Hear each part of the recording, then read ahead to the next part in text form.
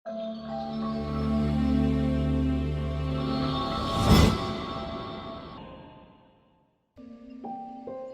علیکم خوږو ملګرو، زه یم ستاسو ورور ستاسو کوربه اشفاق خان.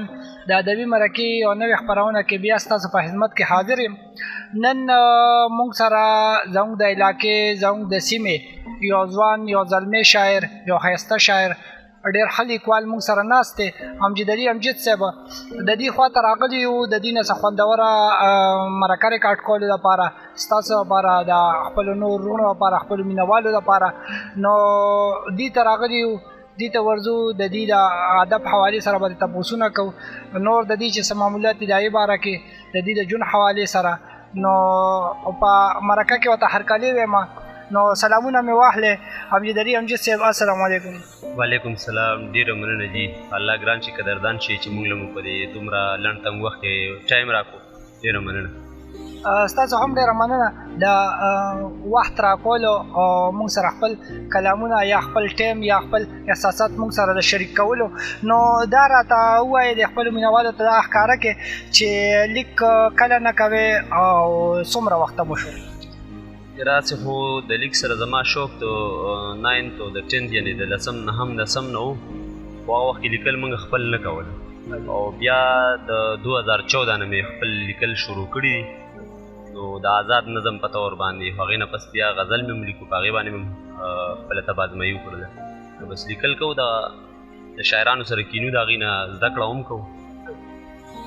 ډېره ښه خبره ده. خپلو مشرانو شاعرانو سره، خپل روحاني شاعران چې کوم د سړي هغې سره ناست ده، د هغې نه زده کړه.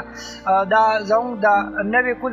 بیا موږ داسې زلمو ته ډېر زیات خوشحالېږو چې کوم یو نوې فکر، یو نوې سوچ لري د خپل پښتو ادب دپاره، پښتون دپاره. نو دا راته ووایې چې تعلیم مو څونه کړی دی؟ تعلیم خو زما BS میتھمیټکس و، خو هغه بس د څه کورنو مشکلاتو د وجو نه هغه پاتې شو په نیمه کې، او اوس مې ماسټر دی په پاک سټډي کې مې ماسټر کړی دی عبدالرحیم خان یونیورسټي. ډېر ښه. او دغه څنګه لیک هم څونه حد ته رسولی سې؟ کتاب وغیره به ترې چاپ شي که نه؟ یاره کتاب خو به چاپ شي، خو تاسو ته پته ده چې بس د مالي مشکلاتو سره مخ یو، د هغې په وجه باندې کتاب چاپ کولو کې لا لږ مشکلات دي. انشاءالله کوشش کوو چې چاپ شي. صحیح ده. نو اوس شعر طرف ته به راشو، کلام طرف ته به راشو. نو زموږ د خوږو کتونکو ته به څه ډالۍ کوې؟ زه خو به غزل ورته ډالۍ کوم، خو د غزل نه مخکې یو دوه شعر دي چې دا چې مې د مخ سره ختم شوي دي، دا چې مې د مخ سره ختم شوي دي، دا د چا د عشق لمبو وهلی یم. او بل شعر دی چې ما نه اکثر د کور کوڅه خطا شي، ما نه اکثر د کور کوڅه خطا شي، داسې د یار غم بې کوره کړی یم. جی ارشاد. دا یو غزل دی چې د زړه د درده مې پرون یوه ټپه کړې ده، د زړه د درده مې پرون یوه ټپه کړې ده، او قسم دی یاره ما د ځان سره واده کړې ده. بغیر له تا نه به د بل سترګو ته ونه ګورم، تا به خپلوم دغه مې کلکه اراده کړې ده. بغیر له تا نه به د بل سترګو ته ونه ګورم، تا به خپلوم دا مې کلکه اراده کړې ده. او ته داسې مه وایه چې لاړ به شم نو هیر به دې کم، ته داسې مه وایه چې لاړ به شم نو هیر به دې کم، تا سره مینه مې د زړه نه خفه ښه کړې ده. او ستا نه جدا راته د ژوند یو ګړی داسې ښکاري، ستا نه جدا راته د ژوند یو ګړی داسې ښکاري، او لکه چې تږی یم او دشته کې مې شپه کړې ده. ستا نه جدا راته د ژوند یو ګړی داسې ښکاري، لکه چې تږی یم او دشته کې مې شپه کړې ده. او مسافرۍ کې مې د خپل ربه ته غوښتې، مسافرۍ کې مې د خپل ربه ته غوښتې، او امجد سعودي کې ستا دپاره هم عمره کړې ده. دا یو بل غزل دی لنډ بهرواله چې غم لیونی کړی یم صنم لیونی کړی یم، غم لیونی کړی یم صنم لیونی کړی یم، زه ګورې جانانه ستا ستم لیونی کړی یم. او نور اوس خلکو ته مو وایه چې دغه سړی ښکلی و، اوس خلکو ته مو وایه چې دغه سړی ښکلی و، زه ښایسته زلمی وم خو اوس بنګ لیونی کړی یم.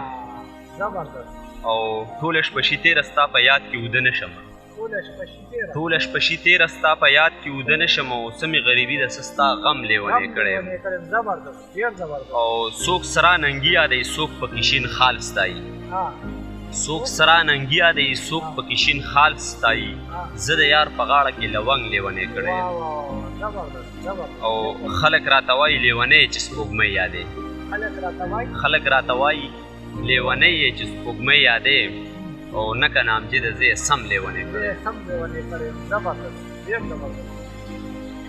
ډېر خوندور کلامونه ډېر زبردست کلامونه او چې کم کتونکي دي یا اورېدونکي دي نو یقینا چې په کلامونو په خوندونو به نه مړېږي نو نور خدای صحیح نو ډالۍ کوي راته دا مصري مې لیکلي دي خو ما چې په دغه کې ترنم کې ووایو ما ویل زه خو لا زلمی یم ګرانا خو ستا غمونو مې ویښته سپین کړي دي نه او غم دې په ما د حد نه زیات شو ګرانا ځکه مې شونډو وچپتري نیولي دي نه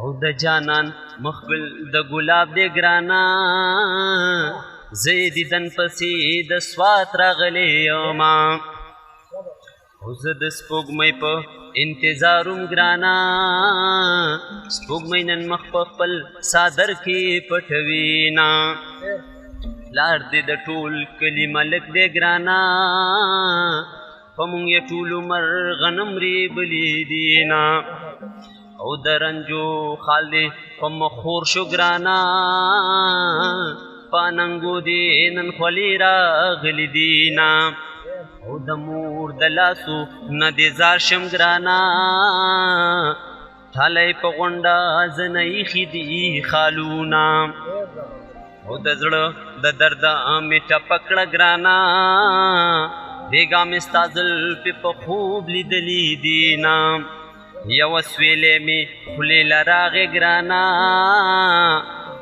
ریبا راوړي ستا رټلي جوابونه او رب دې د دې درد نه خبر که ګرانا او چې دې وینا د رګونو چشینا او زه ستا په یاد کې مدام جاړم ګرانا ته د ریخمو په بالښ کوي خوبونه زه دا ستا غمونو داسې کړی یم زه د ستمونو داسې کړی یم وګوره دا مخکې چې مې کرښې دي ډېرو ازمیښتونو داسې کړی یم او زه د دغې کلي یاد سړی ومه د مینو تهمتونو داسې کړی یم او خلک چې مې اوس په لیونو بولي زه ډېرو فکرونو داسې کړی یم او نه شمه جومات ته تللی او نه اوس زه حجرې ته ځم نه شمه جومات ته تللی او نه زه اوس حجرې ته ځم امجده پیغورونو داسې کړی ډېر زبردست دا و امجد علي امجد صاحب زموږ د علاقې زموږ د سیمې سره تعلق لري نو ډېر خوندور یقینا چې یو زلمي فکر د رومان شاعري تاسو ته وړاندې کړه نو اوس د دې وخت سره ماله او زما ټول ټیم له امجد علي امجد صاحب له ورکې اجازت په لوی الله مسپارم د الله په امان